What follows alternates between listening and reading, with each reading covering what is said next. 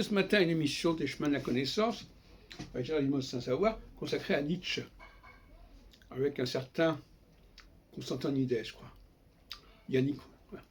Et alors, on a parlé de Nietzsche d'une façon qui m'a beaucoup intrigué et intéressé, parce qu'il disait que, au fond, il faut se méfier des surdéterminismes. J'appelle ça les surdéterminismes. C'est-à-dire qu'il faut essayer d'oublier d'où on vient, d'oublier la culture à laquelle on est censé appartenir, et progressivement, on va se retrouver soi-même en prenant de la distance, en quelque sorte. Et cette dualité est intéressante aussi au niveau astrologique. C'est ce que n'a pas dit d'ailleurs clairement Nietzsche. C'est-à-dire qu'il y a des moments où il faut arrêter quelque chose. Il faut protester contre, par exemple, à la fois on est pris par la culture d'où on vient, et à la fois, à un moment donné, il faut s'en distancer. Et c'est à ce moment-là qu'on arrive à se connaître.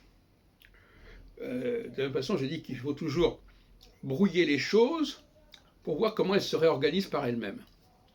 Parce que si on les laisse telles qu'elles sont, on ne voit pas le processus de mouvement de réorganisation puisqu'il est déjà en place. Il faut brouiller le statu quo pour voir comment les choses reprennent forme par la suite. Ou pas. Et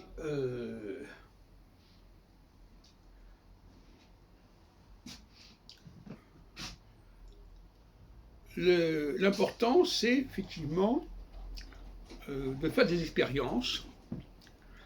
Et ces expériences nous enseignent qui nous sommes individuellement. Alors ce qui est intéressant chez Nietzsche, c'est ce côté individuel, mais qui à mon avis n'est pas valable pour tout le monde.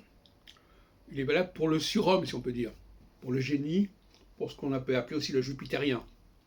C'est à certaines personnes comme cela, de cette envergure, que convient le message de Nietzsche, en fait. Un message où l'individu va devoir trouver sa place, qui n'est pas forcément celle qui lui a été attribuée d'office, et même si c'était la bonne place, il fallait qu'il la découvre par lui-même.